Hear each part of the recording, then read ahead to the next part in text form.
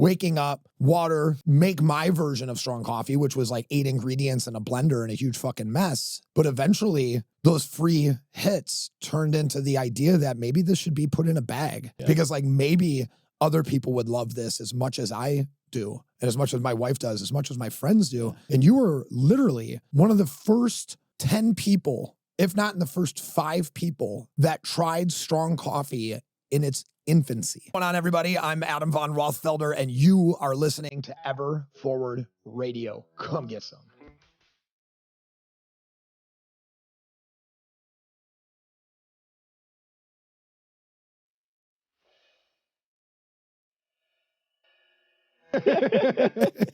We'll do cheers, brother. Oh, bam. Adam, this is what I think like the third, at least the third, maybe the fourth time we've sat down for Ever Forward Radio. Yeah, I mean, I was kind of doing a count in my head, and it feels like the third time that we are doing this in 5 years. What's it like knowing, okay, so 3 to 4 times sitting down for a long conversation, but still, what's it like knowing that you and your baby and your product has been fueling damn near no bullshit every podcast since I found it? I mean, dude, it means the world to me. I mean, honestly, like strong coffee, people look at success in all different ways. I have looked at strong coffee as a success in so many ways that other people maybe wouldn't view it as a success, but seeing individuals like yourself fuel your life, fuel your company, like Operation Podcast, and being from a coffee background, you know, your family owned coffee shops, for you to trust in strong coffee, I mean, it means everything. It's like, no, it doesn't, that's not what like keeps the lights on, but that is what keeps me going, right? People telling me that stuff. I mean, I get DMs like, oh my God, I've been drinking your product every morning for 3 years and I've lost this amount of weight, or, you know, I love your product. I actually work at Starbucks, or, you know, whatever. I mean, it's wild. Some of the DMs I get, or some of the customer service stuff that I get, because my wife does all the customer service. So she knows that I'm very hard on myself and the success and where I want strong coffee to go and where I see it one day, and the distance between here and there. And hearing things like that are what helped me put one foot in front of the other, right? Hearing the things from Caleb about his belief, like he hasn't had another coffee in a year, right? And that's not because they're drinking the Kool-Aid, right? It's because we've seen the light. We've seen the light. Right.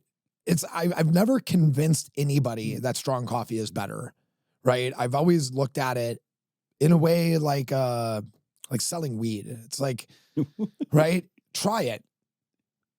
And then it speaks for itself, right? And I once sold weed, so I can understand this, you know, basic concept of trying something and them loving it, right? And then you're not even selling it to them, right? Like I was just smoking with a friend one day and they're like, dude, I'd love to buy some of this from you. And it's like, cool, I actually have some to sell. That's how I started selling weed when I was younger. It wasn't like I'm going to go sell weed. Yeah. And that's how strong coffee was created. Wow. I mean, it was literally created in my kitchen.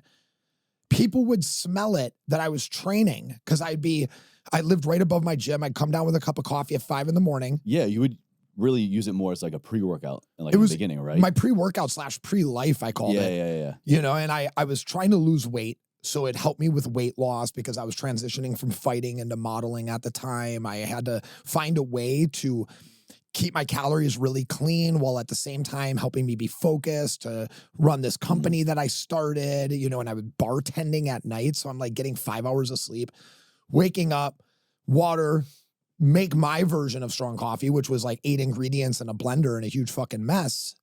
But eventually those free hits turned into the idea that maybe this should be put in a bag because like maybe other people would love this as much as I do, and as much as my wife does, as much as my friends do.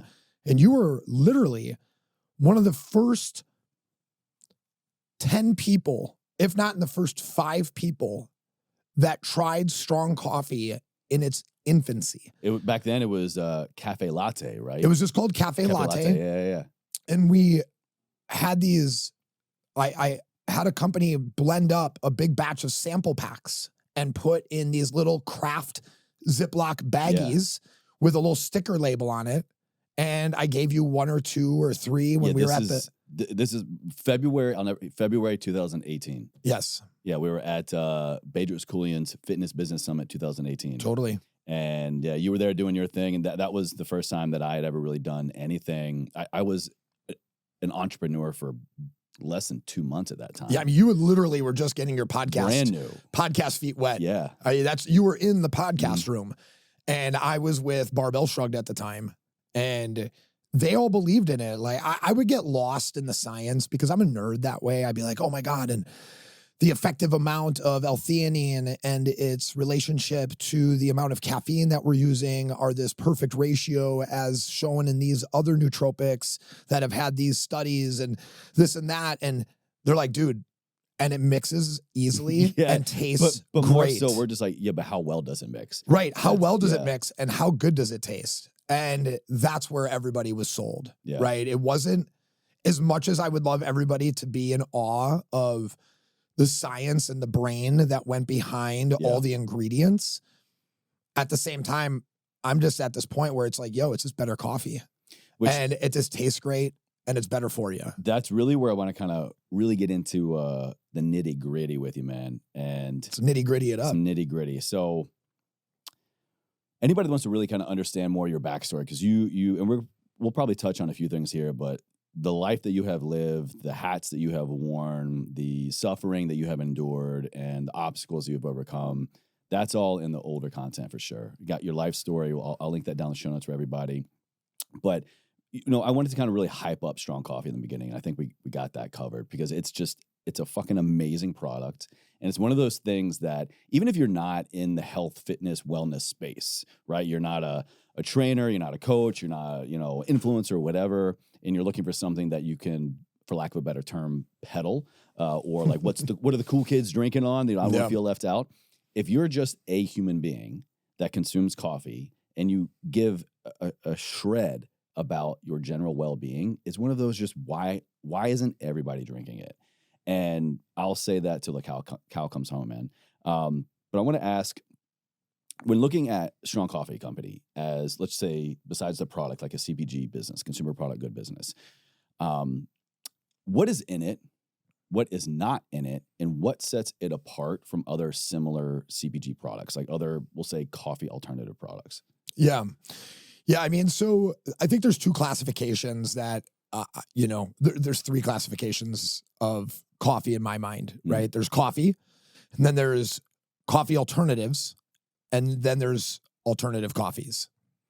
Coffee alternatives, and alternative coffees. Right. So you have coffee alternatives like mud water and things that try to be coffee but are so far from it. Right. Instead of coffee, hey, get rid of your coffee habit, swap it out with this. So these are the 3 kind of categories that we're sitting in the CPG space and in like the industry, right? Because people are under the understanding that maybe coffee is not good for them because it's causing anxiety.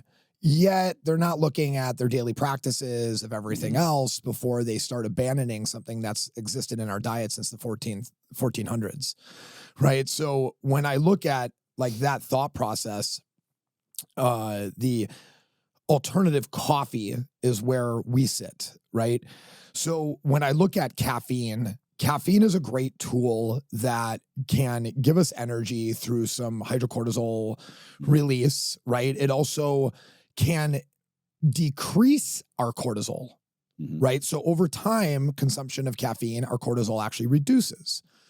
But you still have cortisol elevation spikes that you have to be concerned about, especially with people who are, say, caffeine sensitive, right? And if you're caffeine sensitive and you're looking at your cell phone on Instagram and you're seeing all the things that you don't have and all the things you want, and there's fear mongering and all these other things, and you're starting to feel anxiety, you're obviously going to put it all on coffee, right? That's not the problem. But I do see that as throwing a little gas on the fire. So we looked at how do we mitigate or eliminate any type of cortisol increase by putting adaptogens in our coffee at ethical amounts, right? And adaptogens are what for maybe somebody adaptogens are a natural substance, generally from a root or a mushroom like reishi, lion's mane, ashwagandha. These are all forms of adaptogens that help our body deal with stress and anxiety of sorts. Also can deal with the kind of the free radical stress that it can have on our cells, right? So they can do a lot of different things. And then we start getting into the conversation of antioxidants, right? Because now we're gone past the point of like, okay, we've reduced stress, but there's still stress radical damage from excess. We've reduced kind of like that palpable feeling of stress. Exactly. But there's still internal free floaters. Exactly. So what we do then is we look at antioxidants. So coffee is a great antioxidant, right?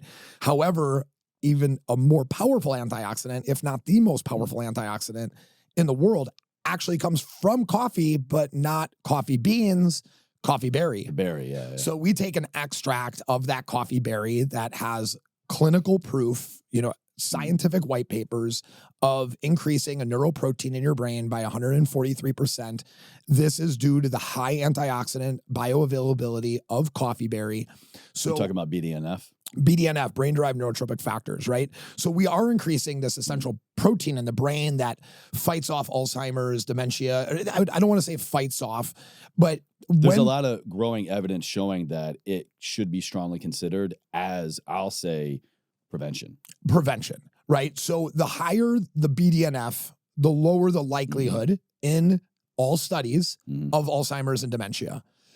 So when you look at Alzheimer's and dementia, you look at what's causing it. Is it because I drank? Is it because of the stress? Yes. Yes. It's all around us, right? Like the environment, right? I used to work with this guy and we'd be in like a dusty garage and it'd be like atmospheric contaminants.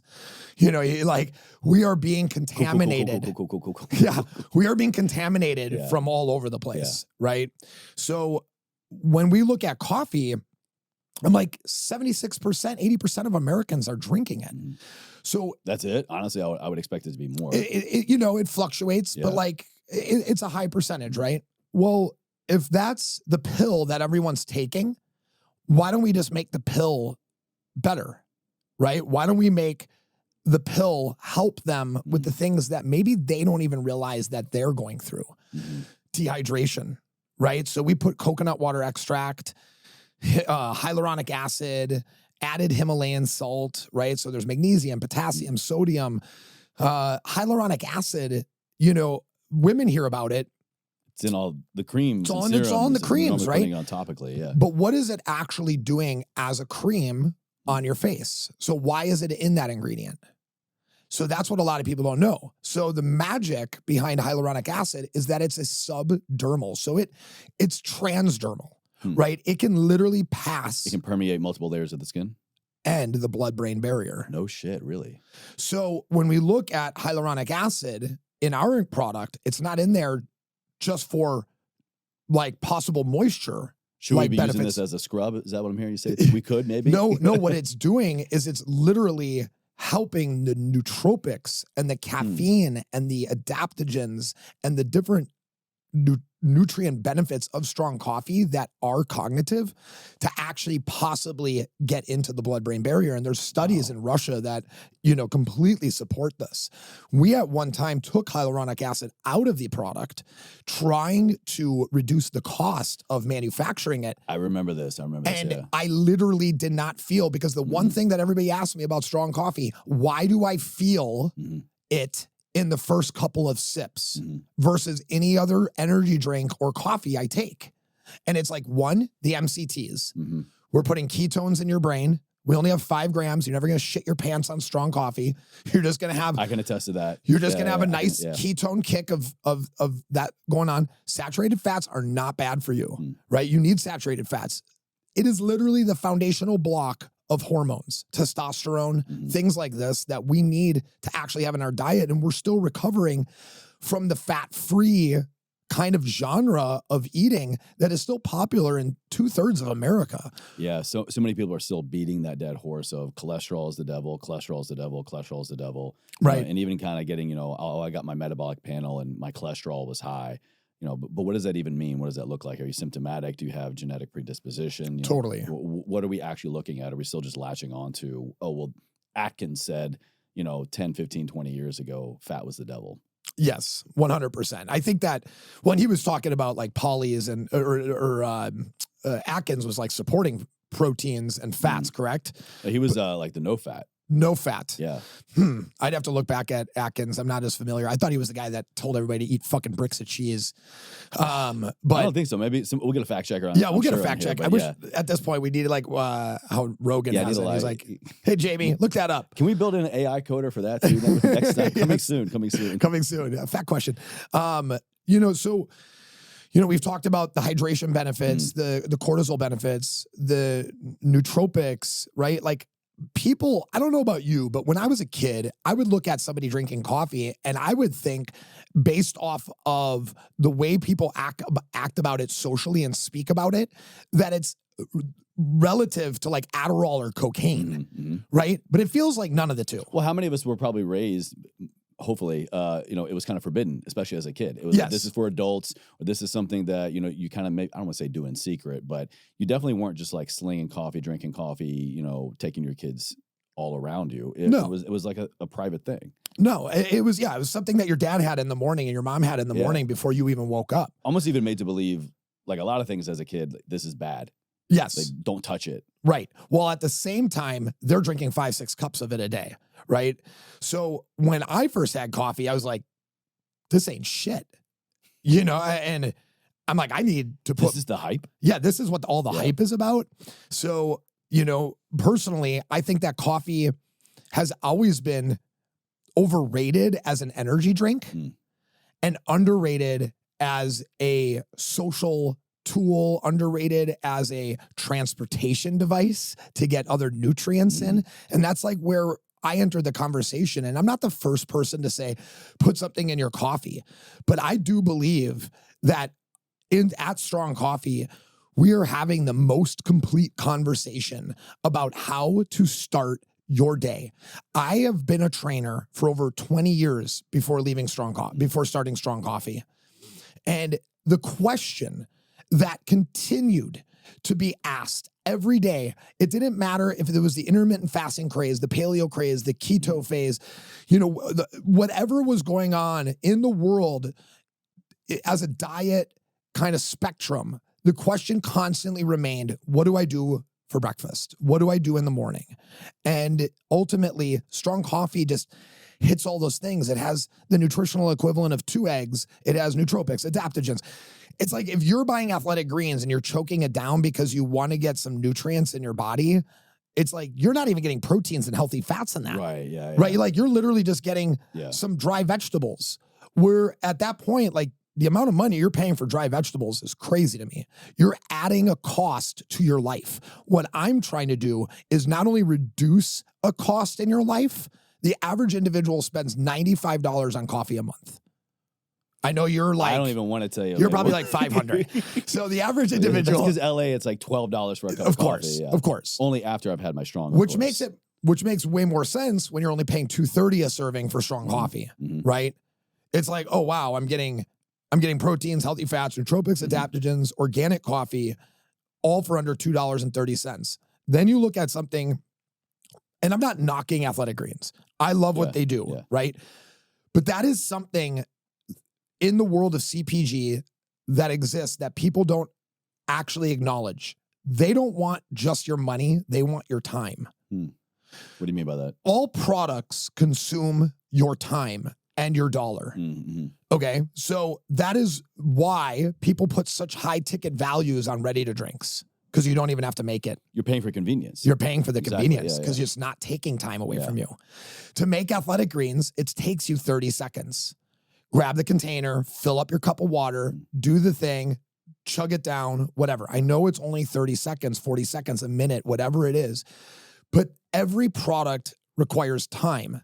If you're going to go make your coffee conventionally, weigh the beans, grind them, throw them in your brewer, fill it with water, hit the button. Okay, it's the K-cup. It's like swap out the old K-cup, put the new K-cup in, put the water in, pour the coffee. Okay, it's like all those things take time. So with strong coffee, my idea was like, what's the shortest amount of time that something like this could take with the greatest value and benefit at the same time? So it's like, instead of spending $90 a month, you can spend $70 and drink strong coffee every day. Yeah, and think about all the time that you're getting back. I mean, I think even if it's 30 seconds or if it's 20 minutes, right? 20 minutes at a coffee shop. Sorry to interrupt you, but that's that's the line that people are standing in. And it's like, I always kind of joke around about how they don't understand the funny similarities between the cocaine line on a mirror and the line that they're standing in. Huh? What do you mean? How they're both just a waste of your fucking time, because the energy that you're going to get from them are both subpar and minimal. Right. And it's like, you're just standing in line for a line. Right. And it's just like, because you want to belong, right? You want to have that little paper cup with the, you want to be seen walking around with that Starbucks, because it's a symbol of status. Yeah. Right. And ultimately, what should be a greater symbol of status, if we're in a world that's concerned with environmental impact and everything else, would be you walking around with a stainless steel strong coffee mug with a product that you made at home that used 1/12 of the amount of plastic that anything else is using for 12 servings versus one serving. Which, thanks to you, I do most of the time. I've got my strong coffee company, stainless steel mug, make it. It's everything you're talking about. I'm just like in my head screaming, yes, yes, yes. And I hope the listener is really picking up, because for me, it all comes down to kind of putting my old coach hat on here, behavior change. What do we know is true about behavior change? Most people, when they want a healthy habit, as we're talking here, January 2024, this is probably really top of mind for a lot of people. I want the best thing possible in support of my goals that takes as little time as possible, if not any time. Maybe I'm not adding in a new habit like a greens or something like that, which I'm adding in time, but it's also in support of my goals. We can get on board there. What am I already doing? And I can kind of like stealth ninja in there and just swap it out. Totally. That is bottom line. What is going to work and what is going to keep people adherent, whether we're talking about healthy coffee, coffee alternative, or alternative coffee, or whatever that thing is for people. If you can just boil it down to that, and like, let's all agree that that will help you in pursuit of your goals, like just copy and paste that model. I've had this term kind of bouncing around in my head for years that I've really never talked about, but passive health. So passive health decisions. If you choose, so you have back issues, right? Or say you have a hip issue, not you, Chase, but if somebody has a back issue, a hip issue, and it's whenever you wake up in the morning that you see it's the worst, you buy a mattress, you buy a new mattress, right? And it costs you $1,000. But for the next 3 years, you wake up without your back hurting, without your knees hurting, without your hips hurting, right? That was one decision that you made that created 1,100 and some, days of passive health, right? You make the decision to switch away from your morning coffee routine and choose to subscribe or buy strong coffee. And you have made one decision that will make the rest of your life faster, better, more focused, and is completely passive after that moment. All you have to do is decide to make a change. Yeah. Right. And it's committing to that change is not hard when you realize that it is better. Yeah. Right. Waking up pain-free with that new mattress, you're going to feel amazing. Going to work, not thinking about what to eat or the jitters or that you're weirdly thirsty or whatever it is, or your mouth feels like a fucking sock. Like, that's the one thing I hate about regular coffee. Like, I just got done finishing that espresso. My mouth literally feels like it has a sock in it. When I get done drinking my coffee, like, my mouth is moist afterwards, right? Because of the coconut water and the fats in it. So it's like my lips don't ever get like this. So like right now I'm feeling it. I'm like, ugh. But you can make that passive decision. And there's so many great passive decisions. One of the things that I like to do that I tell people is like, why do you sit and talk? I never sit and talk. Do I ever sit and talk? I never fucking sit and talk. I will literally, if I'm going on a 30-minute phone call, I am out the door. Oh, right. Yeah. I cannot. So it's like when you're talking about the fact that you don't get enough exercise, individual B in this world, and you have 3 hours of phone calls a day, nothing says that you couldn't have walked 3 hours today. I'll do on days when I have calls, I'll stack them up. It's easy for me to get 17,000, 18,000, 20,000 steps.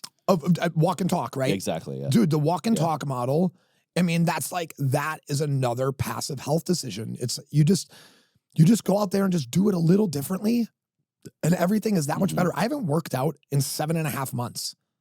The only thing that has literally kept me fit is walking. Damn. Like, I have just been walking. Damn. Well, you look great. Well, thank you. Always. There's 25 years of hard weightlifting gave me like a little bit of a bank. And I'm like, how do I get away with not doing anything? Well, all you got to do is invest daily for 20, 25 years. Totally. And then you can take a few months off. I had never taken longer off than 2 weeks since I was 13 years old.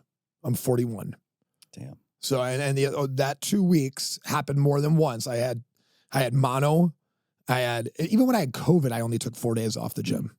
I mean, I was still working out late, and it's just like, but 7 months of not working out at all. Well, don't jump the gun, because I definitely, later on, I want to dive into kind of more your routine. Let's do it. Because you have some great questions. So at 41, we'll just keep chugging away. Oh, shucks.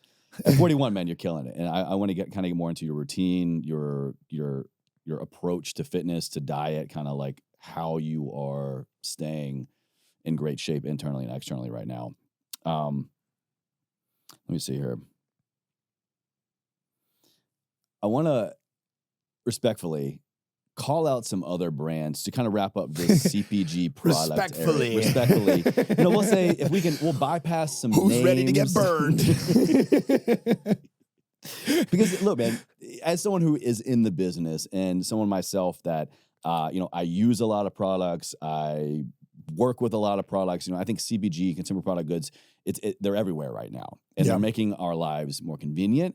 And in a lot of ways, I think if you do your research and a little bit of homework, they're making your lives better. You can swap out a healthy habit, the passive health, or this other concept I love from the homie Jason Goldberg called stealth help. It's like little like ninja habits that you can swap out. Stealth health? Stealth help. Okay. Stealth health also too, yeah. Look, these things are conveniences, but fatally, I'll give Darren Lee a shout out. Fatal conveniences. Which, I love Darren, man, but I feel like sometimes I'm like, come on, man. Like, just let me have that one fucking thing. But, please unpack for us maybe in certain types of CPGs that most people look at. This is a healthy product. I'm eating this, drinking this, using this to promote wellness. Are we actually doing our bodies a disservice with some of these products out there? That's a good question. I'll answer that with a funny story, and then I'll answer the question. So, so when I used to travel around with Pauly Shore, this was before Joe Rogan blew up.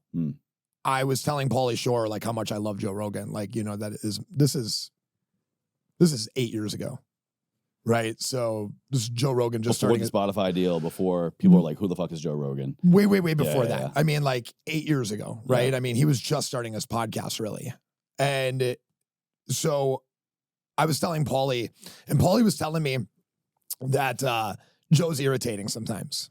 And I said, why is that? He's like, well, he acts like the sheriff at the comedy club. And he calls people out on their lazy and stolen jokes. Look, and the Carlos Mencia shit. The Carlos Mencia shit, right?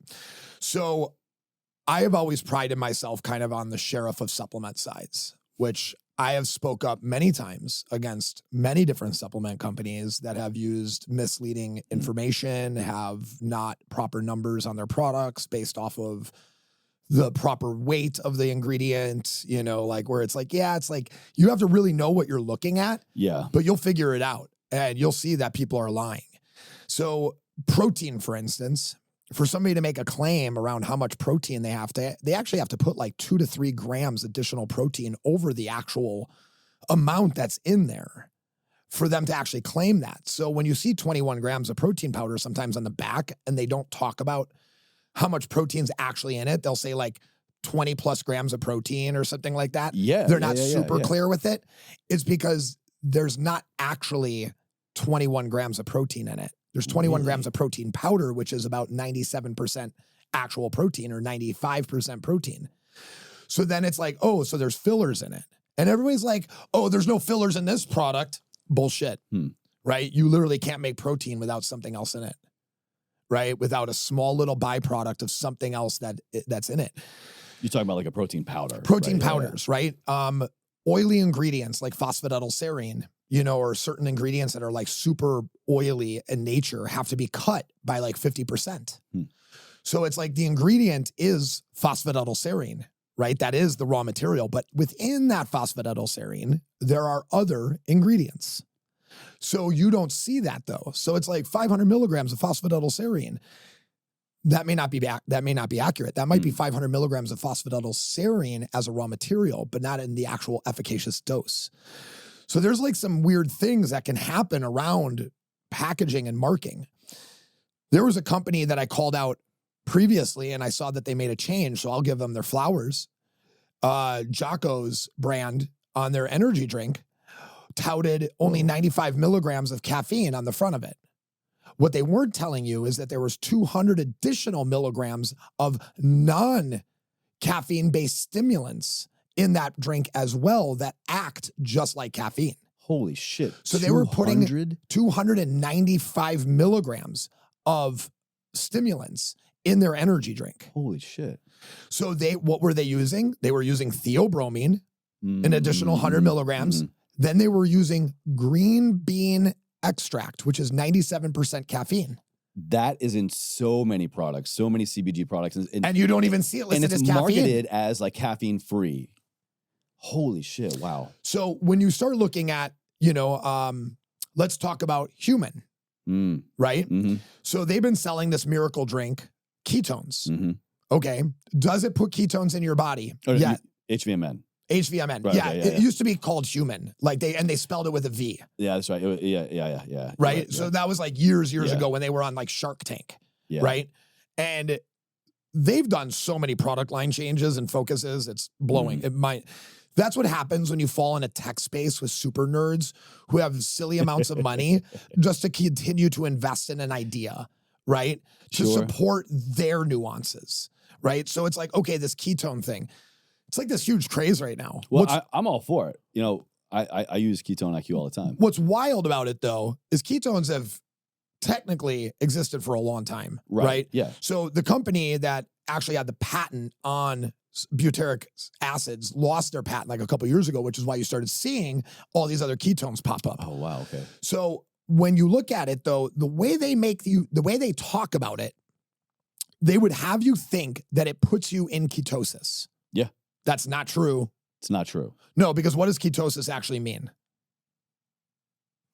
What are you asking me? Yeah, I mean, you're running on ketones. You're running on ketones, but what is your body using to create ketones?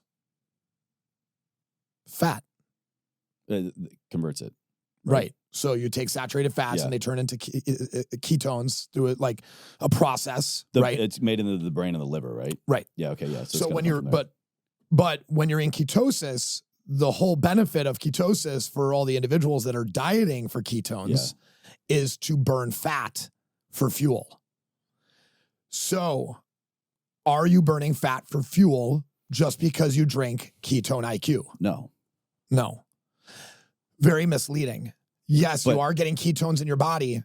So then you're not in ketosis. You're not technically in true ketosis. You're in an induced state with exogenous ketones. So you are ingesting ketones, which puts ketones in your blood, in your urine, in your brain. However, you are not getting the anti-inflammatory benefits. You are not getting the fat burning benefits like you would from an actual ketogenic diet, from actually earning it, from actually only having 70 grams of protein a day, roughly at most, maybe 40, right? Because of gluconeogenesis and the idea. No, even proteins are that low. Really? Oh, yeah. Like full ketogenic diet. If you were to read Primal Fat Burner by Dr. Nora Gagadius, right? She breaks down the actual true ketone diets, right? I never heard protein needing to be that low. Because of gluconeogenesis. Yeah, right, yeah. Right? So she told me with how active I am that 70 grams would be pushing the idea of staying in ketosis. Was that because like at that point your body is going to be moving to proteins for no, it's going to start turning proteins into carbohydrates, into sugars through the process of gluconeogenesis. Damn. So it's like, okay, so Real ketosis diets are low in protein, low in carb, high in fat. And it's just like, so when you see the easy button, of course you're going to take it. I don't blame HVMN for leaving holes for you to fill them, right? With your own thoughts. Oh, well, this is way easier than eating low carb to get into ketosis and lose fat, through burning it could it definitely through be misleading fuel. for a lot of people I'm looking to get into ketosis. I personally use it and love it for just like a clean energy, basically for cognition, focus, flow. I'm definitely not a keto guy. So I think that's another case in point about knowing what you're looking for, knowing the end result, but also like, why are you in pursuit of that? If you're someone looking to a ketone product, we'll say like HVMN, because you are trying to adopt a ketogenic diet to get into ketosis you're probably more focused on fat loss, endurance, maybe even a health concern outside of the cognition and focus flow state you can get in. Like that, I see how you're saying that could be misleading. Well, right. Because whereas someone like me, like I personally don't need or want that. I'm just looking for the energy. Totally. And I'm saying all this with the idea that whenever I take ketones, I do like the way I feel, right? They are clean energy for the brain. Which, fun fact, I'll stack Ketone IQ with strong coffee. Totally. It's next level shit. We looked at doing a butyric-based coffee. It was just too salty and off-tasting. It's really bad. Yeah. So the amount of butyric acid that you need, or not butyric acid, but the salts that you need for ketosis, it's really high. It's like, 2 grams or almost 3 grams or something like that. And it just tastes god fucking awful. I think to like wrap up the question is that we all too often fall to marketing and not education. And we don't know what the actual efficacious amount of an ingredient is to elicit the benefit that we are seeking. So I'll pick on one more thing, right? A lot of influencers out there promoting brands on a regular basis. There was a guy recently promoting a product. It was Brian Mazza, and he is a great dude from all accounts that I know, but a product that he was promoting, I was like, how could you even ethically say this out loud about this product? Was this a supplement? So this was a ready to drink HMB, an HMB drink. Now, if you know anything about HMB, their initial claims like 15 years ago when it came out is that it was going to be like the next creatine. Like it was going to destroy creatine for muscle building. It's a bold statement. Well, it ended up falling completely short as they proved that it actually doesn't develop any muscle at all. So not only does it just not work as good as they were hyping it up, it doesn't work, period. It doesn't work, period, for building new muscle. But what it does do is it preserves muscle loss by being a positive anti-catabolic. Okay. Which is great. Not bad, yeah. But it requires 3,000 milligrams of a minimum effective dose. 3,000 milligrams, so 3 grams. Mm-hmm. So you can't promote a drink to build muscle using HMB that only has 1,000 milligrams in it. 1, it's 2,000 milligrams short for the actual claim it can make. 2, you're making a claim that it actually can't make. Right? Not even the ingredient itself can make that claim. I don't care if you take 6,000 milligrams a day. It is not building new muscle. It is preserving old muscle. Shit. So like when you look at things like this, it's like, God, wouldn't it be amazing if there was a drink that helped me put on muscle? An ingredient I've never heard of, right? How many people would jump at the fact of getting on something, the new creatine? Well, I mean, when how proven we know creatine to be. I don't mean to like rain on anybody's parade, but I mean, this is how this person obviously promotes products, makes money, for himself, makes money for the brand. And really, it just goes to show that even somebody like him, who is a very intelligent, well-educated individual in the health and fitness space. Made some amazing transformation. Amazing transformations, well-respected.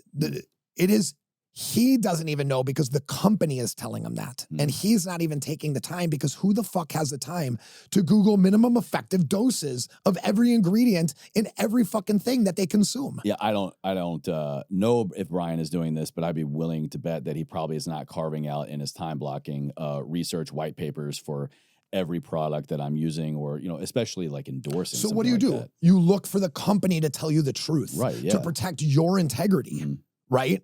To protect your integrity, right? So they're buying your voice and you trust them because you know them, you had a conversation with them, you got some money from them, they paid on time, all these things. They paid on time.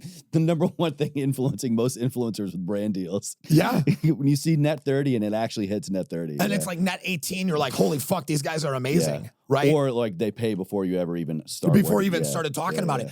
If you ask me, if they're able to do that, more than likely their product doesn't work.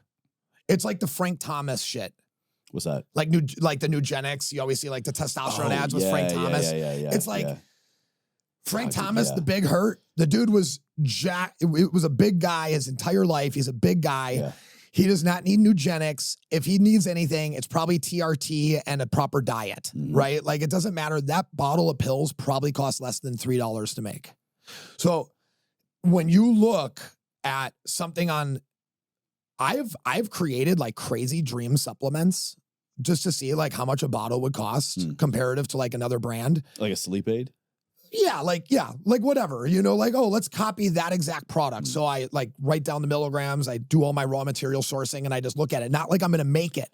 I just want to see how much they're paying for You're it. workshopping it ingredient by ingredient by dose by dose. And when you look at pills, bro, there's a saying in this industry, pills pay the bills, right? Flavoring systems and sweeteners are like 60% of the cost of most hydration drinks. 70% of the cost. So when you look at pills paying the bills, if I could just do a hydration pill, I could literally give you all the magnesium, potassium, and sodium you need in 2 little pills for $14.99 and probably make $10.99, $11.99 per bottle. Oh shit. But you could sell it for $60, right? And that's what's crazy. Is that not only are they not putting minimum effective dosage in, they use pills as like this way to pad their margins on all the other things. When in fact, that should be the one thing that they put the highest minimum effective dose in, because you don't have to worry about hiding it behind flavors, right? Like I'm okay with taking 6 pills if I know these 6 pills are going to really fucking do what I want them to do.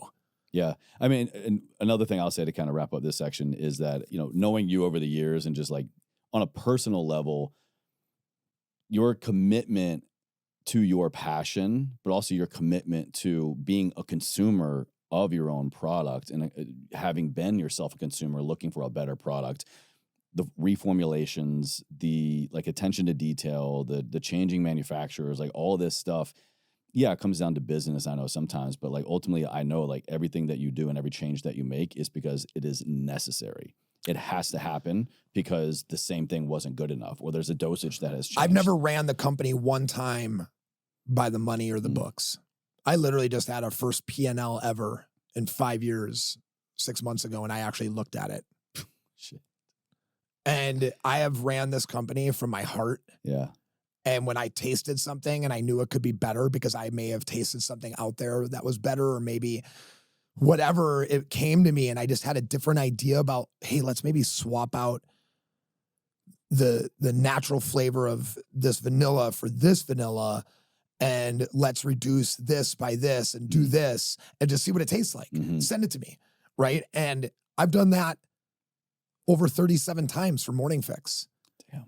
I mean, hazelnut's about to have like a little upgrade, right? And that's already a new product. It's already a new product. Yeah. But it's like, I took the deep dive on Amazon because you have to be able to go through constructive criticism, no matter how brutal it is. People on Shopify are the nicest.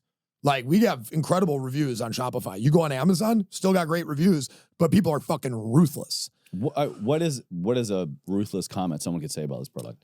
Shit doesn't even taste strong. I don't know what the fuck they're talking about, blah, blah, blah. It's just very like...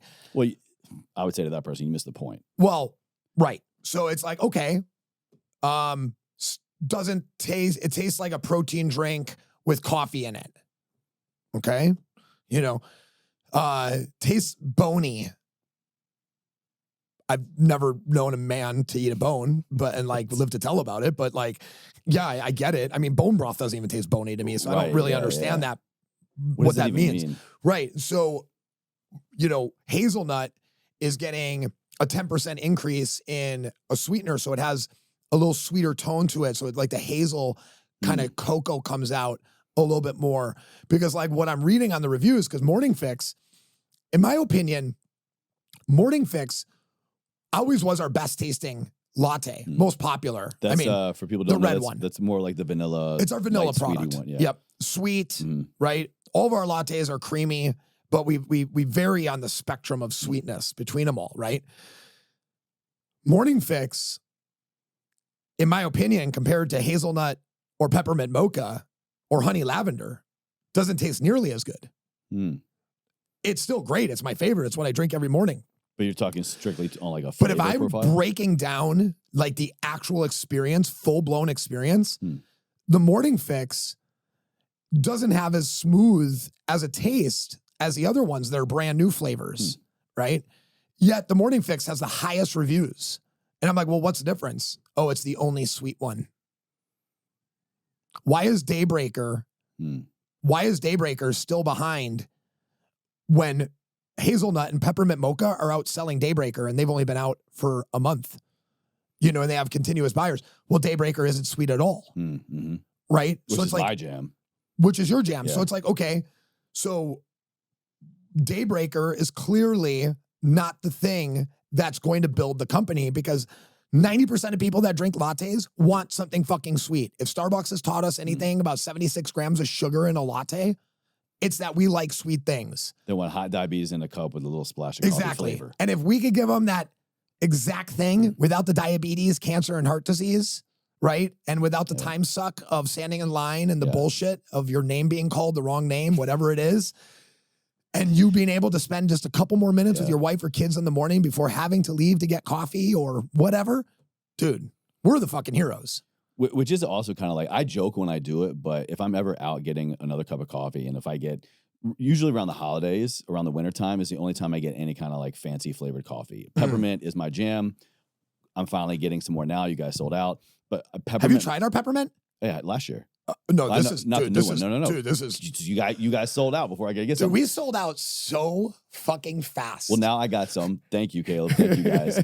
But I joke when I say it, but this is the only time of year that I do it, so it's kind of like my freebie. But I do love a peppermint mocha. That is my sweet flavor latte, kind of like crutch. And so when I go, I'll literally go. Can I get half diabetes? Oh yeah. And they'll look at me funny, and they'll finally look up from the register. I'm like, I want half the peppermint syrup.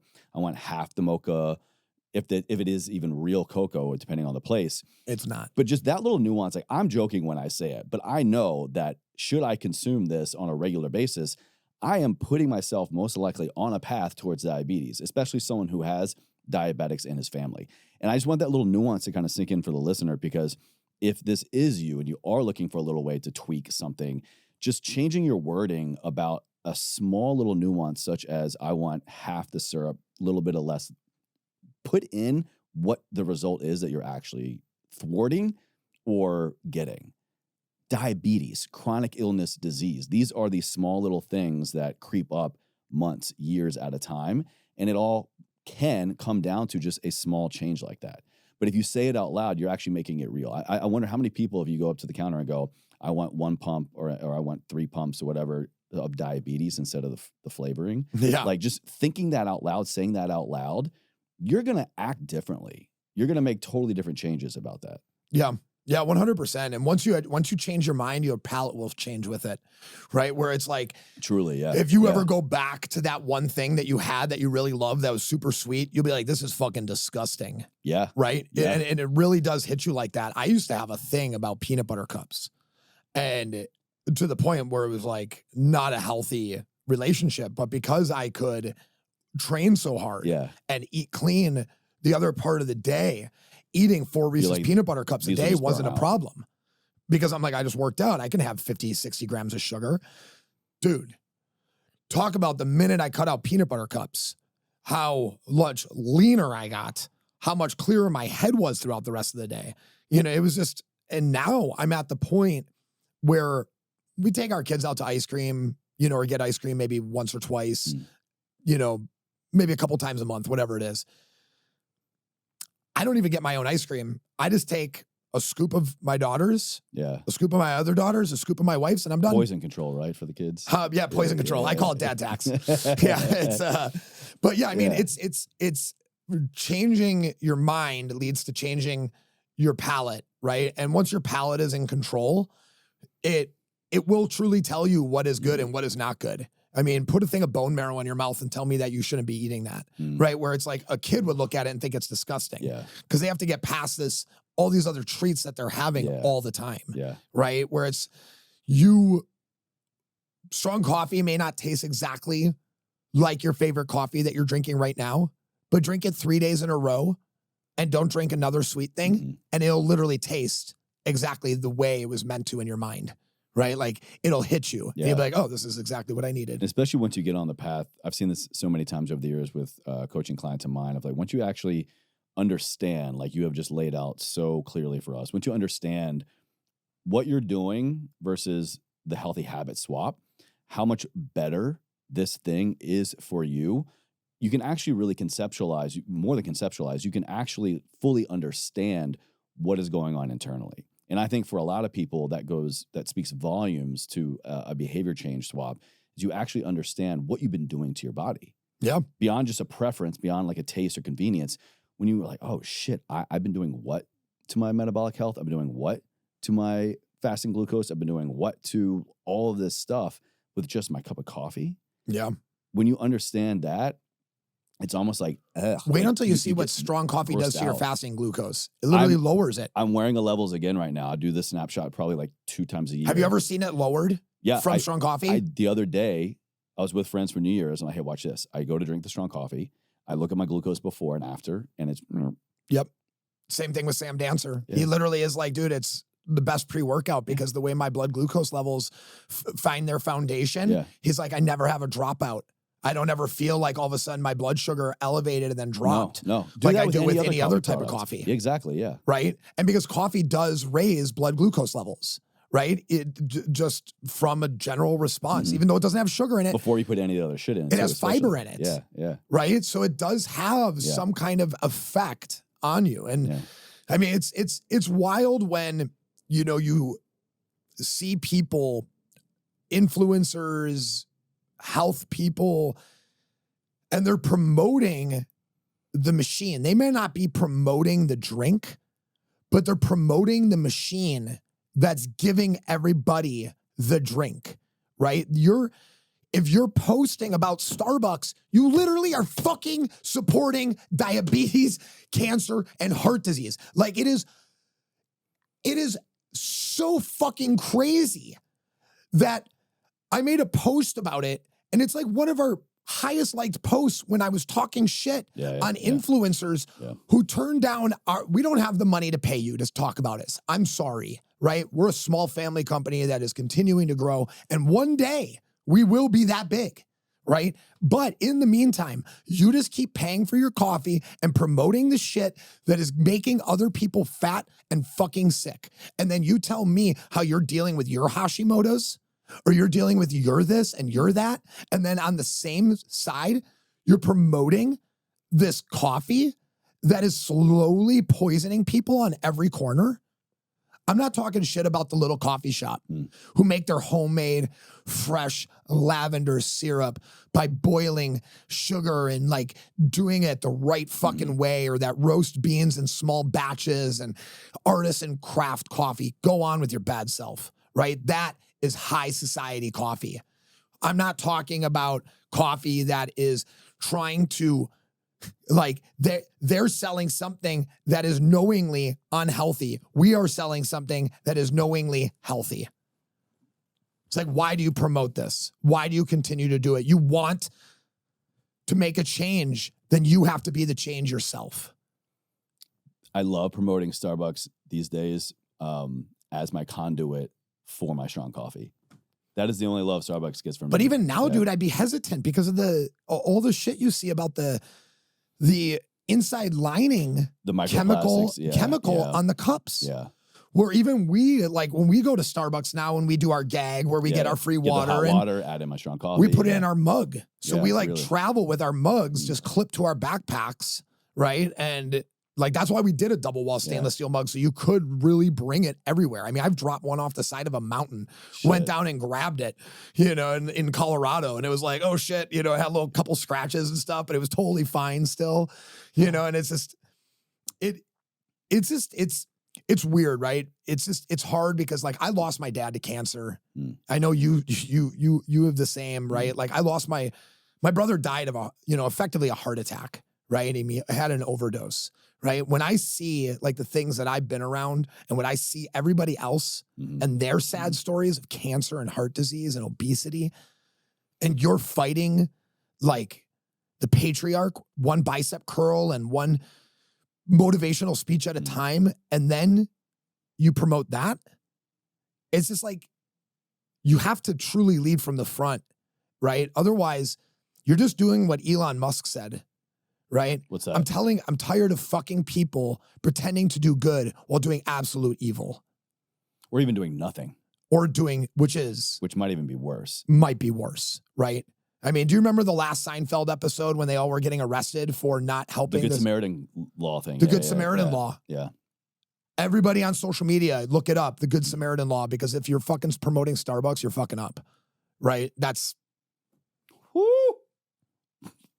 All right, man, I got to get off this topic because I got some other things I want to cover with you, but like I could sit here and talk about this stuff all day long. I just want to wrap this up. I got to get that out my chest. It's so coming for you, Howard. Good. And if you're a coffee drinker or looking for somebody to make a swap for something that can be more than just a cup of coffee, it can be your breakfast. It can be your pre-workout. It can be your Focus Flow nootropic. It solves so many problems. I don't even know if I have fully realized all the things that I can swap it out for. Yep. I use it. I love it. I talk about it all day long, man. So I said earlier, you're 41 years old and you have been doing a lot of things for many, many years to take care of your body and your mind. So I just want to ask you right now, to credit a former homie, Homer from Deuce 2, LA Gym, back where I used to train at Deuce when you were in LA. I'm pretty sure I heard it from him first. I don't know if this is a Homer original, but we're creating father figures, not dad bods. Yes. And I put you in that category, man. Hey, thank you. What does your current training routine look like? You were saying earlier that you haven't really worked out traditionally. I'm assuming that's going to a gym in 6-7 months? Yeah. So what are you doing? Well, for the last 7 months, I had some, I'm still trying to pin the source down. I'm pretty sure that I have a slight impingement in a nerve in my neck, in my C6, C7, because I have bone spurs there from my fighting career. And that C6, C7 pathway is literally where the nerve that goes down to my elbow was kind of triggered. So I had some interesting inflammation in that.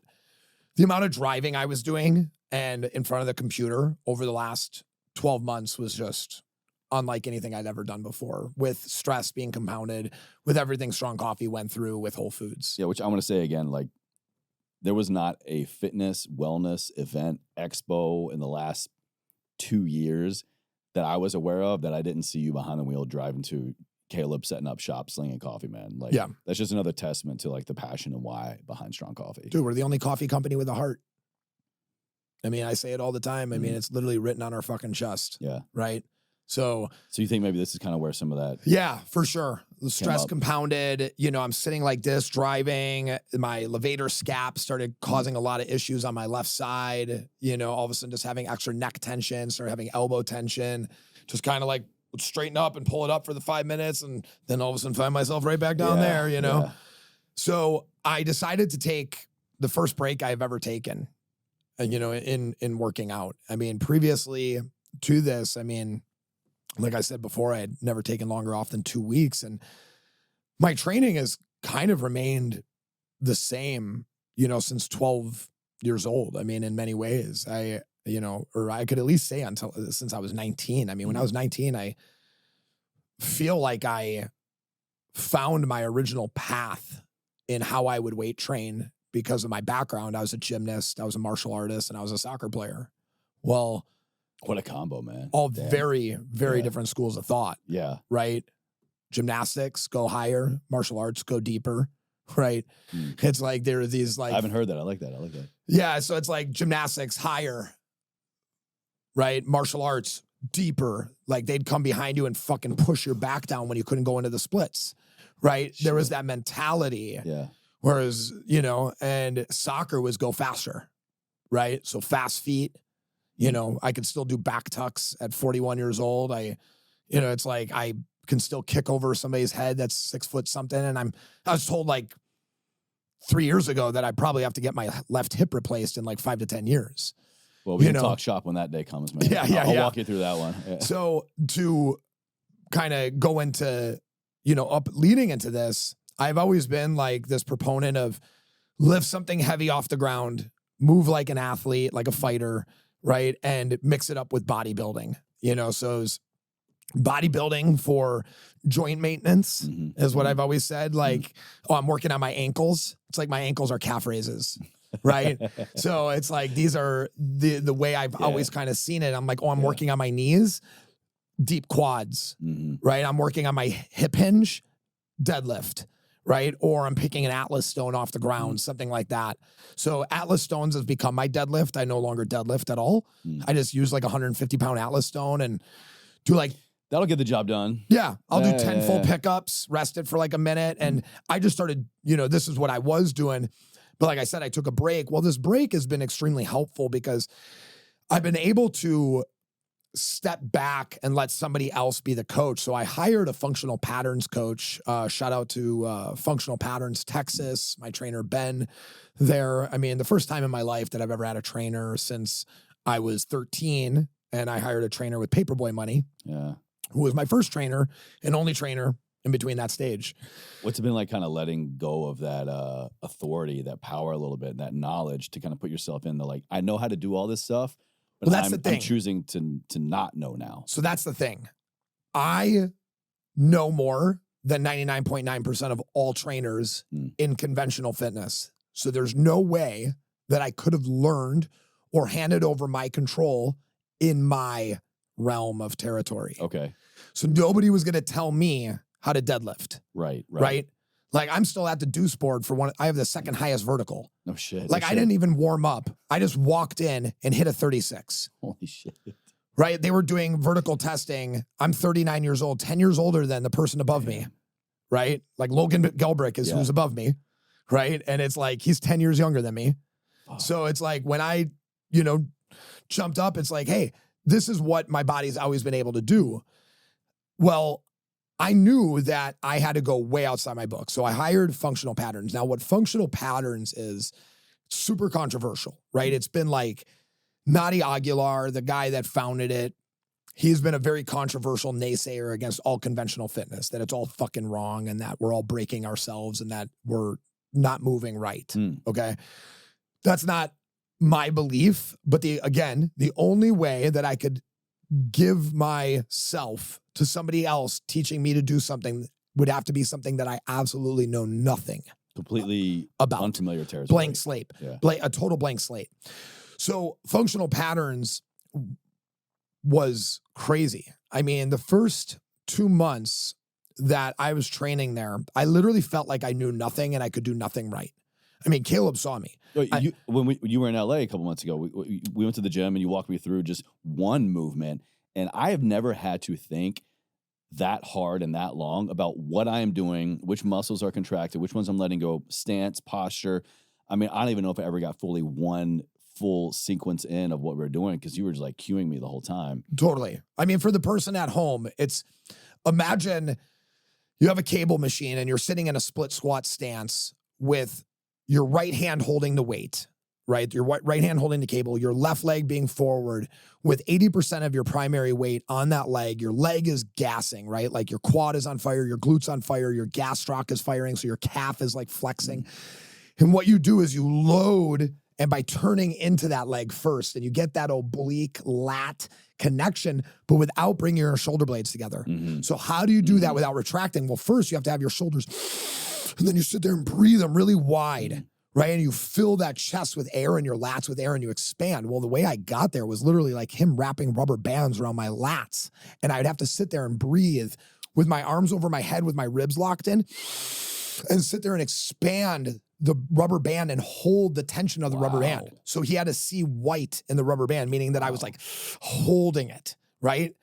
And you learn how to like hold the pressure up here, but still breathe with your lower ab and exhale. So as I load from here, then I pull, stay looking forward, and it's all in my oblique shoulder swing. So from my right shoulder locking into that oblique, curving around the back, my shoulder curving around the back to my opposite oblique, to my glute, to my hamstring, to my quad, and rotating the shoulder your entire right chain without turning my head. Now, is this just something that was brought up because, like, hey, most people aren't doing this, or based on your symptoms and what you're experiencing? This so is what functional your body patterns, needed. So what functional patterns has shown is that people with any type of spine issues or winging scaps have a way higher likelihood of like all these different injuries, elbows, neck, all these other things. All other weightlifting, the basis, there's two things to break it down into the most of why this helped. It was like therapy, right? Triggering muscles in chain patterns that have never been done before, right? Which creates parabolic, what they call like parabolic training, which means that you're utilizing as much energy and muscle adaptation as possible per rep, right? Highly parabolic. Bottom line, most bang for your buck. Most bang for your buck. For that exercise. For that exercise. Yeah. Well, not even just for that exercise, for your whole fucking body. Because your whole body is interconnected, right? This tensile to that tensile to this tensile. And if this is pulled, this has to go this way, this has to go that way, and this has to go up, right? So it's like if your right hip is hiking, that means your left hip is dropping. Right, yeah. Right? So if you're doing that and then you're loading that weight, then you're overloading one side, not loading the other. But if you were to get them exactly to hold symmetrically and move them at the same time while holding the other one from turning in and the other one from turning out, that creates this parabolic thing. Jeez. So what I've noticed from it is like, being a kicker my whole life, I always had overdeveloped obliques. Sure. Yeah. My obliques are getting like thinner and thinner for the first time in my life. Where I'm like, oh, if you're a bodybuilder and you're literally looking how to like trim down your obliques, you should really check out functional patterns. Wow. It's wild how much my obliques have gone down in size from doing these different types of movement patterns. It translates into so much, but ultimately it's just now something that's in my tool bag, in my tool chest, where I just started working out in my way, in my home gym for the first time yesterday. And I'm combining like how I used to train with this now. So I'm hitting a set of, goblet squats on a slant board for 20 reps. And then I go and do these rows, these functional patterns rows. And then I go and lift this Atlas stone 10 times. So you're your own new kind of hybrid athlete. I'm just creating this new hybrid training because they don't believe in anything else. Right? Which I'm like, I can't get down with that. So it's like, you could never train the world's strongest man. Right? Because you just couldn't. There's so many things you couldn't do with just that mentality. But if it is a way that you are learning and consistently utilizing to create neuromuscular engagement in these patterns so that when you lift things in other ways, you kind of tie it in. So like when I do bicep curls, I don't do them like this with my shoulders back and like set in. I now flare my lats super wide and I do bicep curls with my lats in a lat spread and I'm flexing my pecs the entire time I'm doing bicep curls and I'm leaning over like 5 degrees. And it's like, why? Well, because if I'm leaning over 5-10 degrees, the angle of my elbow at the peak of contraction is having a certain type of gravitational pull versus like pulling it up here and then the weight coming down on the elbow. So it's just like being smarter about your angles, right? So it's just like... You're not fucking up your elbow basically at that point. You're actually hitting the muscle that you want to train. Right, without having to overload it because you're underloading it from the angle, right? So most people lift heavier than they have to because the angle or the compensation that they're using to move the weight is excessive, right? So especially in a bicep curl. So like when we went and did one of the, what was it, like the chest press that was like way harder, or like there was like a move. It was a seated chest press machine. It was like a weird angle. Like your shoulders and everything were almost like really, really set back and kind of like low. Right. There was no real way to kind of adjust it for your height. Totally. And that you sit there and your shoulders are compacted. Yeah, so you're working through a point of compression where with functional patterns, you're decompressing while you're lifting. Oh, wow. Okay. Because you're creating space in the joint and in the shoulders. Because if your shoulder blades come together, what does your lower back have to do? Got to get in there. It's got to move forward, right? So if your shoulder blades pull back, that's how my shoulder blades pull back. My lower back has to go in. Our spine is made up of 4 pieces: our cervical, our thoracic, our lumbar, and our sacral. And they go every other. So our cervical controls our lumbar and our thoracic controls our sacral, or reverse. And they're like that so we don't fall over, right? So it's like if I put my head forward, my butt has to go slightly backwards, right? If I put my neck backwards, my hips have to go forward, right? If I put my chest forward, my back has to curve in. If I put my chest back, my back curves out, right? So it's like these angles of compression are what you're learning how to avoid while still moving in an athletic manner. And I mean, on top of that, I walk, I do slacklining. Slacklining, I think, is the thing that will probably keep my legs strong throughout my entire life. Anybody who is looking to find a way to hack their legs into stronger, more adaptable, agile legs, just walk on a slackline. Just teach yourself, fall a million times, just walk across it. I do this thing called a press test, and this is how I teach people how to start walking on a slackline. Just go up to a slackline and on your left leg, keep your left leg on the ground, put your right leg on the slackline, and put as much leg press tension into the slackline that you can until you hit the floor of the resistance of the band, and then you start feeling your left leg float up and your whole body comes off the ground. Oh, shit.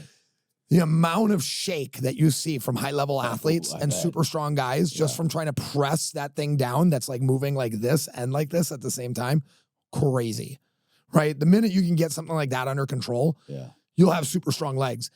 It's like the only reason why my legs have stayed in shape over the last 8 months is because I literally take phone calls walking on my slackline. Shut up, no way. Yeah, I mean, I do pistol squats. The other day I was making coffee on the slackline. He was like throwing me everything, and did you see the video? I saw that video, yeah. You did it. I did it. Did it. Yeah, I mean, I did it. Who else can make a cup of coffee on a slackline? I mean, he took the cup, the powder, the hot water, the stir. I mean, like, it was all thrown to me too. I mean, there's a lot of...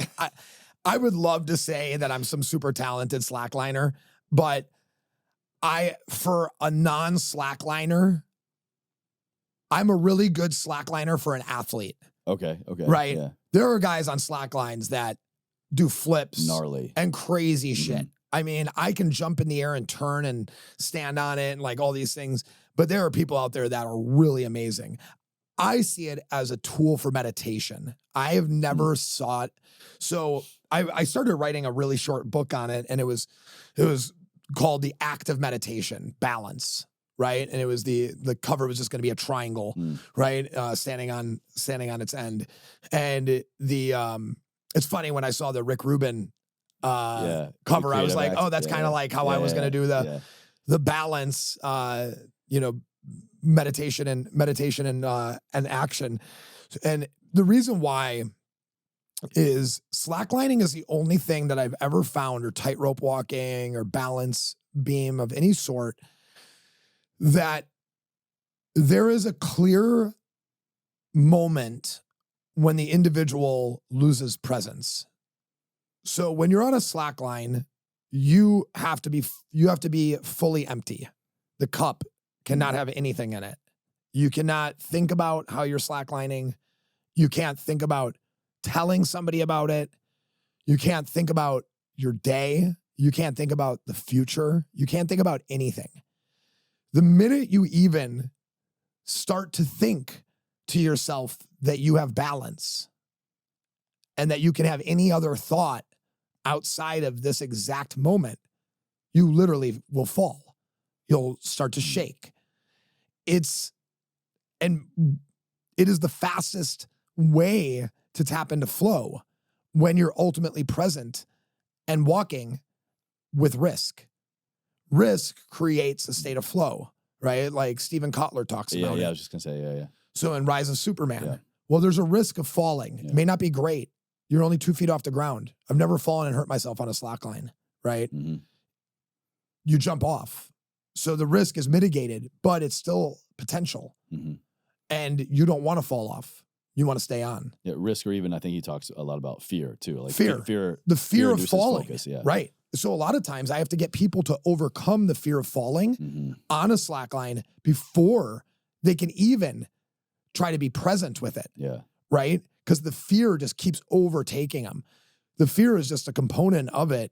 But like when you're in this state of controlled fear where you can, I am present of the idea that I could fall. And I am present in the idea that I am standing. And I am present standing with fear. Yeah. And not letting it overcome you, because that's when you start having thoughts about your bills.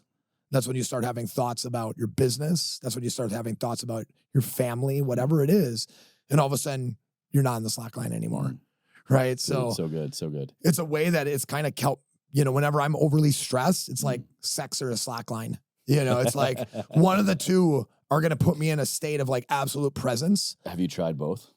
It could be like a nice bounce, You got to have Araceli, you trained in the same way Adam is on the slack line. I don't know. We'll have to get Araceli on a slack line for a little while first. You're going to start a only slack. Yeah, only slack. Only slack. Yeah, only slack. But speaking of, man, I love to kind of shift into, you, the family man. Kind of my goal in this conversation today, the interview, which I didn't preface this at the beginning of it, but like, I think you're such a great example of, honestly, a lot of what I strive for as an individual, as a human, striving for, to use your words, striving to reach our natural greatness daily. Yeah, there we go. So on the individual level, there's just so much potential and optimization, all this stuff from the entrepreneur side, just the passion and commitment and the why, the physical self, all the things that you do to take care of your body. And you're a dad. You have 2 beautiful daughters, and your wife, Araceli, met them many, many times. And you have such a commitment to them in that relationship, in that component of who you are, as you do in everything else. Honestly, I'm kind of baffled. I don't know how you have, it's admirable, dude. Like, seriously, the level of commitment and passion to all of those buckets that are any one person would love to just nail one of them at a time. And I see you doing them all 3 so well. And I know that you recently did something, of course. I know you recently did something very, very, I'm sure, scary and unknown territory as a partner, as a husband, as a friend to your wife. You helped her find and meet her father, her birth father, she had never met before. I want to know, what was it like from the partner, the husband perspective of preparing yourself and preparing your wife for that interaction? Because I can only imagine that could go one of 2 ways, and not an easy task, not an easy thing to even, I'm sure, agree to. Yeah. I mean, being a father, being first of all, being a father is the greatest thing I've ever done. Right? Like, there's nothing in my past or in my future that will ever supersede the love and the experiences that I have from my kids, and I am very thankful for the parents that I had for teaching me the things to do and the things not to do, right? By example and by lesson. And I have valued time in such a way that it makes me able to do things that other people look at and wonder how I do it, right? And there's been moments where I've never envied or wanted not to have the responsibilities that I've had, but I've definitely have seen the speed that other people have moved at, who are just worried about themselves, or them and their wife or them and their girlfriend, whatever. And it can be challenging sometimes because I'm like, well, I'm jumping in this pool competing against you, and I have 3 people that I'm towing. But when I look back, they're my reason. And then I just go that much faster. Right? So my wife, and I hope this comes out the best way, is that I've known her since I'm 8 years older than her. And she didn't have a positive father figure in her life. She wasn't shown a lot of things, wasn't taught a lot of things. And at a young age, I met her at 20. She was, just going to school, and like I had this, I had tough relationships with my dad and my mom, but I was given privilege in the sense that I had love and support and a positive roof over my head with whether it's food or clothing or, a place to go and feel safe. Sure. Yeah. So I became that for Araceli, and I kind of raised her in a way over these last 13 years. I mean, almost, she's 33, right? And over these last 13 years have shown her what like a strong, like male figure is like in her life, and have, not always been perfect, and yet always wanted nothing but the best for her. So she has had, a very difficult time. She had a stepdad. She thought this other person was her dad, when she was younger, and this other, both dads fucking sucked. And then at 33 years old, I was like, she had this like inkling that she thought that she had like sisters out there. Like this feeling. Like an intuition? Like an intuitive feeling. Wow. And she has 5 other sisters, with her Already? mom. Yeah. But she had a feeling that she had other sisters. Wow. And I was like, maybe we should do the 23andMe. Yeah, like a DNA. Let's do a DNA. Yeah. Let's do a DNA test. And so we bought one, and a message comes through like a couple months, in 2 months, like who are you related to? And blah, blah, blah. Like, oh, you might be my cousin. Boom, boom, boom. All of a sudden, a couple questions to Araceli's mom. Araceli's mom is like, I did have a one night with a Raphael.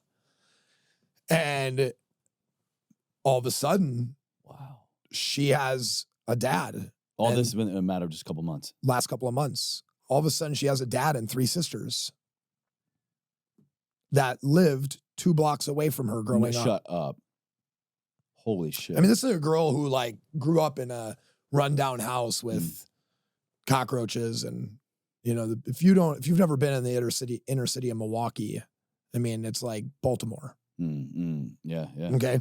So it's like, it's North hood. of Mile neck of the woods. Yeah, I know that. Yeah. So there is a lot that she went through, and she had this loving dad who was a really good guy who raised 3 really great kids just 2 blocks away from her. So come Thanksgiving, I mean, I'm in the fucking thick of it between strong coffee, 60th and Upham, just doing all the things, remodeling this house. And I was like, we got to drive up and see him, and threw the kids in the car after we were literally in New York for 36 hours with my wife and kids doing a serving event with Caleb. We'd fly home on Sunday, land at 3:00. We jumped in our car at the airport, and we drove to Wisconsin and celebrated Thanksgiving for 4 days and hung out with her dad almost every day. And he made us food every day, and it was amazing. I love Mexican food. So I was like, fuck yeah. All the pozole and tacos I could eat for days. And did you have to do a lot of convincing to get her on board? Or no, why did you feel so strongly about it? Sally always wants to make sure that I'm good because I'm the one, like I'm the guy that goes through all the stress, right? Like I'm the guy that the breadwinner. I'm the guy that's like moving and shaking, making sure that the family is taken care of. Mhm. She never wants me to stress out about something with her. So at first it was kind of like, Okay, yeah. I don't know if I want to go up to Wisconsin for Thanksgiving. And then this whole dad thing happens and I'm like, well, we have to go. Mm. And she wasn't afraid to go, but I did want her to set her expectations appropriately and to like understand that, like, hey, our kids Mhm. Mhm. shouldn't like feel like they have to like this guy, Mhm. or I don't want, like we just have to be really careful on how we do this.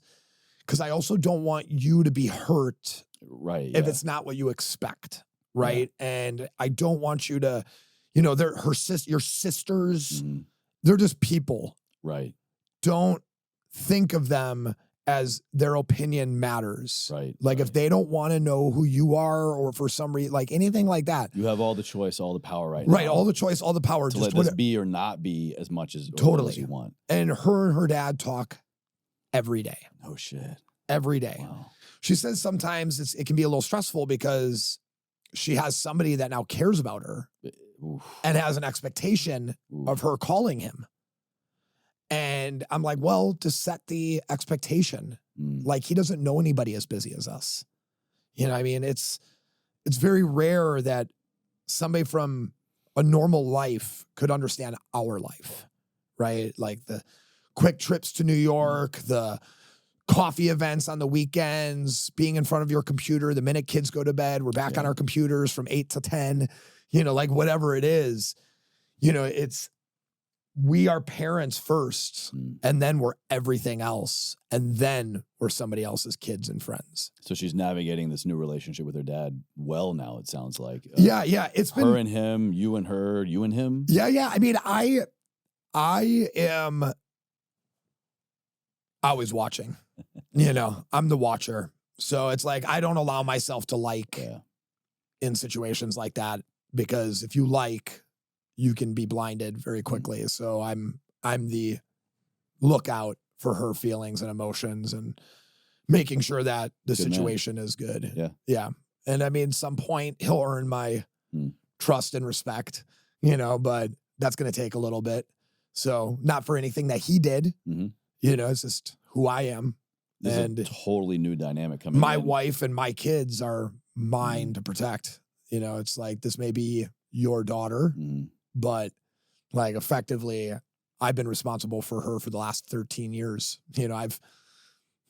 When she woke up in absolute agony and, crying, she had, some issue in her ovaries. Like, I mean, I literally picked her up out of bed and carried her 2 blocks to our car and drove her to an Urgimed, when she was 20 years old. I mean, there are things that I've had to do, not had to do, but was able to be there for her in that moment, that there is a certain sense of protection that I have over her that supersedes in, the feeling of she's my wife, Yeah. What about your daughters? I personally kind of feel like I'm prepping myself already for being a girl dad. My wife and I were trying, and you're not trying, you're doing and having a great time. We are doing, powered by strong coffee. Should we go again? We're doing, and my heart of hearts, I kind of feel like I ideally would love a boy to be first, want multiple kids, but I kind of feel like it's in the cards, it's in the stars for me to be a girl dad. So I look at you for some notes here, man. As a father of 2 daughters, what are you most concerned about for their future? What are you most concerned about in maybe your way to protect them from the world or to prepare them better for the world? What has your attention right now the most as a father of 2 girls? Yeah. I think the greatest thing that you could give girls is confidence and a feeling of independence. Right. And when I see my girls, the thing that I can do the most is support their passions and be honest with them. Right. I think that we all too often protect our children. You're saying be honest with them. Are you also saying they're don't shelter them? Yeah, I mean, I'm just honest with them. Yeah, honey, that dance is really nice, but you should try to put more than 5 minutes of effort into it before you call it a dance. Mm. And I'm only saying that to you because you are a dancer and we pay for your dance lessons and you dance hours a week. Right. Bringing in the reality of it takes the whole more situation, than 4 minutes of planning to create a TikTok video. And I want you to feel confident in this, and confidence comes from preparation, right? So why don't you spend at least 30 minutes, right? And, you know, I never want my kid to feel like whatever she's doing isn't enough, but I also want to set the expectations of what they seek to be a reality. Our parents would have said, pick something more realistic. Right, yeah. Right? Yeah.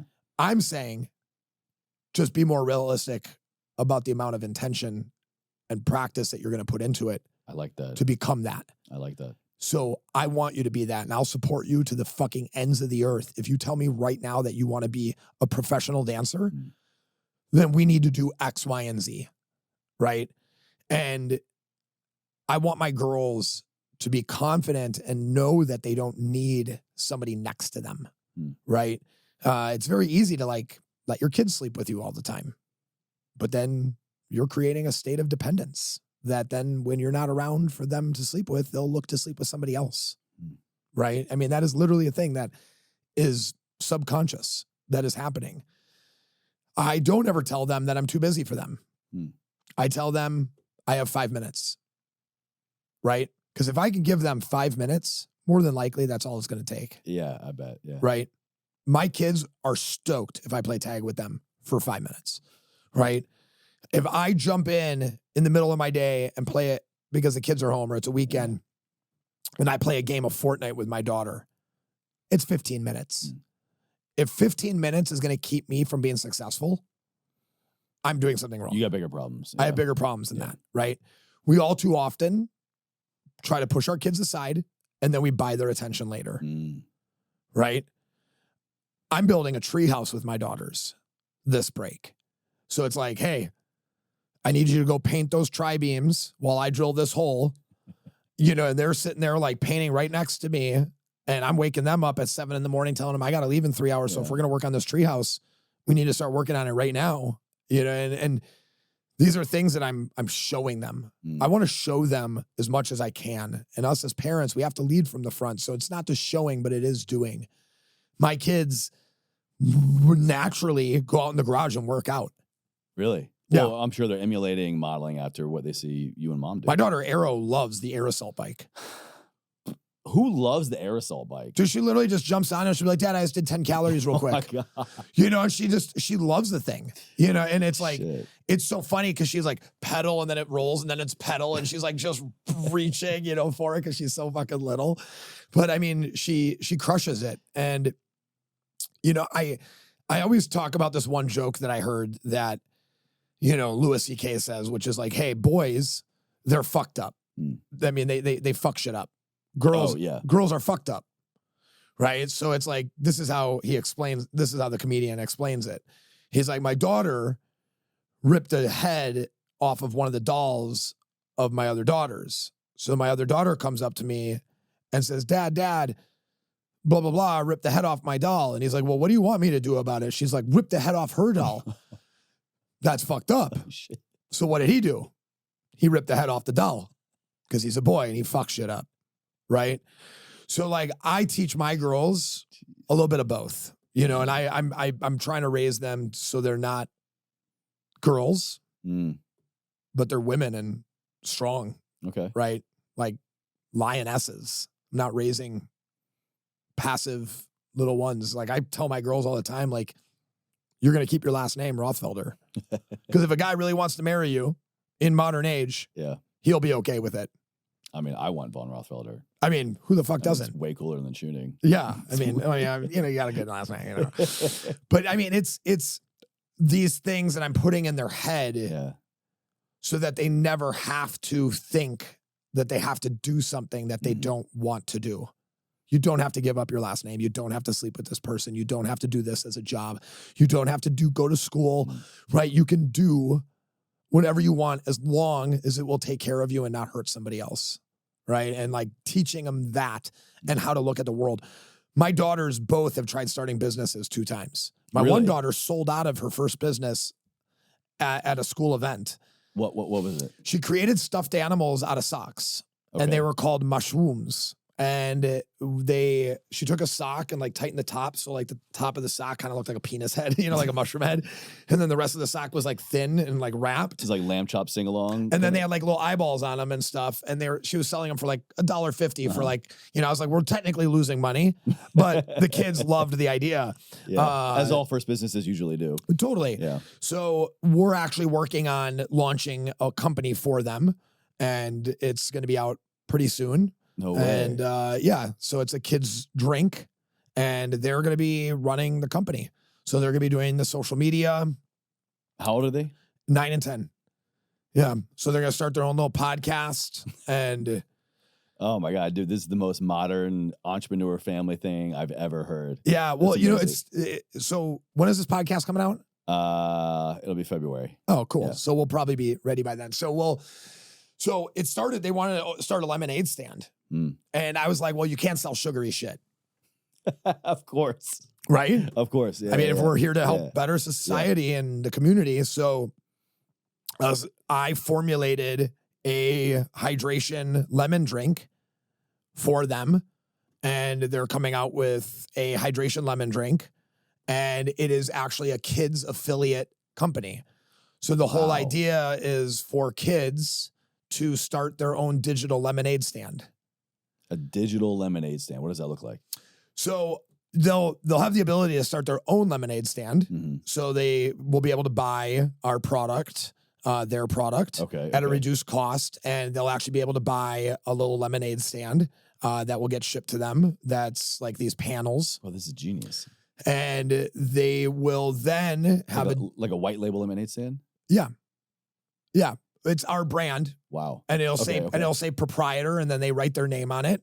This is amazing. Yeah. And then it's called Mighty Lemon. And dude, so the digital lemonade stand is a way for them to create residual income from their community. So they will have an affiliate code and their own website through Mighty Lemon. So say your kids want to start a lemonade stand. They start a lemonade stand. They buy the lemonade stand kit, right? It comes with a certain amount of lemonade. Comes with the little setup, everything. And it's all affordable, right? Because we want you to be able to afford starting it, your child to start it. Comes with a workbook that shows them how to like set it up, how to configure pricing, how to talk to people. So there's like sales pitches and different things in there, rebuttals, different things that like I learned when I was 18 at Best Buy, like a rebuttal book, right? Hey, if they say this, right? So then when that person leaves, they'll be able to go to a landing page that will have like a picture of that kid in front of their lemonade stand and say like, welcome to Mike's Mighty Lemonade Stand. And it's like, add to cart, right? Or start your own lemonade stand, right? And it's like, add to cart. So you can buy the lemonade or you can become a lemonade proprietor. Physically and online. Wow. Because it'll just be an affiliate program. Wow. So every kid will just become an affiliate and we'll make them a landing page. So we'll make them so when we get a new kid that signs up for a lemonade stand, we then spend the time to make, we're using AI to make a website. They just send us a photo. We put their photo in the AI. It refigures the website of what it'll look like with their name on it instead of the other kid's name on it or the other kid's name on it. So then we'll just have thousands of affiliates out there like Boy Scouts and Girl Scouts of America, but not selling sugary, shitty fucking cookies, right? Dude, so genius. Wow.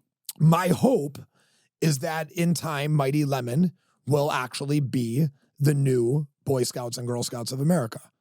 The idea that because I don't want, the non-binary, whatever, right? We want, and I don't say whatever to dismiss anybody's thoughts or feelings on it, but I'm just saying that idea with the idea of Boys and Girl Scouts doesn't make sense. Sure, yeah. We should have them together. We shouldn't separate them. right? Girls should know just as much about outdoors as boys, or boys should know just as much about knitting as girls, or like whatever the fuck's happening in these isolated containers. We could put them together into a healthier foundation that's built around the idea of being mighty, right? And that is like what I want kids and my kids to feel like they can do anything. It just takes some work because the juice is worth the squeeze. Dude, like, if there's a way to like crawl inside of your head and kind of extract, you wouldn't want to go there. All this, it's crazy, man. It's crazy.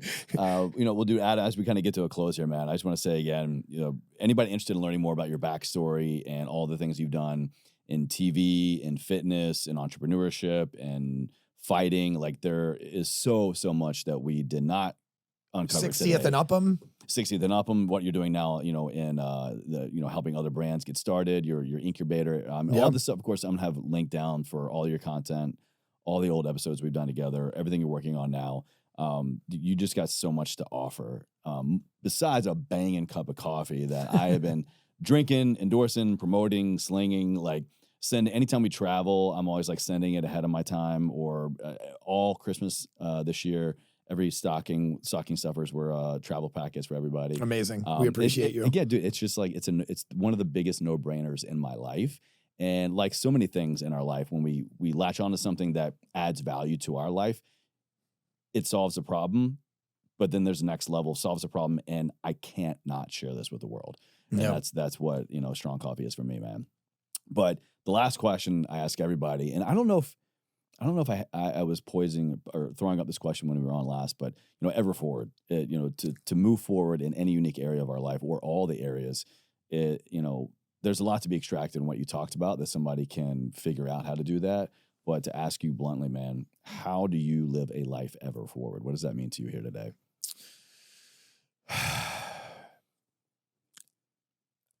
I have this burn the boats mentality. There is no backwards.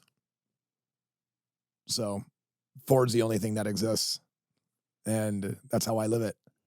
I have no other option. As much as you would like to be able to go back to change a thing, you can't. So you change it going forward, and then you have the experience to understand how to deal with it if it ever happens again. Right. So we're just getting stronger and better. And, you may think with age, with wisdom comes age, but it's actually the other way around, right? And so all my past experiences are allowing me to keep going ever forward. Well, I mean, you embody it, you live it, you eat it, you breathe it, and like, no bullshit, man. You're a guy that I look to in the CPG space. You're a guy I look to as a dad. You're a guy I look to as a no bullshitter. I didn't even get to this, but in my notes, I wanted to kind of go down, like, you're the guy, whether it's solicited or not, if like a certain brand or a certain thing comes up, he goes, yo, fuck that guy, fuck this. But in the most, how do I even want to say this? Like the most rational way possible. You're a guy that is very plugged into a lot of different things and people that cross paths with a lot of my life, personally and professionally. And like your opinion on so many things is probably one of the ones that I take the most seriously. And it doesn't always, I will say, completely sway me, but I take a step back and I think, I reflect. I'm like, okay, am I getting caught up maybe in something? Am I just saying yes to something, or am I not seeing? Because I'm definitely more of that, hey, we're all in this together, everybody. Why would you screw me over? Why wouldn't you be telling me the truth, kind of thing? Until maybe there's a hard example. But I mean, your insight, your experience is one that I take very seriously. As a Midwesterner, growing up in a cold city, so close to Chicago, right? There is no room for bullshit when you're fucking freezing. And, there's other places in the continent that are obviously cold, but something about a gritty Midwest blue collar person. I've seen my parents fucked over by so many people, taken advantage of. I've seen so many situations. My brother was a devious one. I can read fucking lies and drugs and from a mile away on somebody. Oh, I bet you having that. So it's like there is very little you're going to get past my meter. Yeah. And, I hate to be the guy that ever says I told you so. And I try to never do it. But there are plenty of friends that would hear you say that and had been like, yeah, I learned to listen to Adam the hard way. Yeah, I've talked to a few of them. Yeah. Where it's like, Yeah. shit, I Yeah. totally should have fucking listened to him about that person. And now I'm figuring out how to get parts of my company back from that fucking person. You know, and that's like happened numerous times just in the last couple of months. And I only say that because if I ever share something with you, whoever you are in the world, it is not coming from a place of jealousy or spite. Yeah. It is coming from the fact that I have been fucked over. Yeah. And I don't want you to get fucked over because I honestly care about fellow man, right? I don't even have to know you. Yeah. I've literally said to complete strangers, that person you're dealing with is a fucking shiesty motherfucker. Be careful. Wow. And they're like, I've known that person this long, and then 3 months later, it's like, hey man, Adam's our little strong angel coming in. The whisper on the shoulder. Swoop of coffee and a little truth go hand in hand, my man.